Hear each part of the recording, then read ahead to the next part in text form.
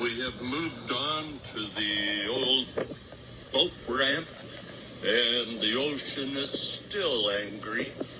It's a touching sense of humility that we as mankind get when we see this ocean in its harrowed frenzy.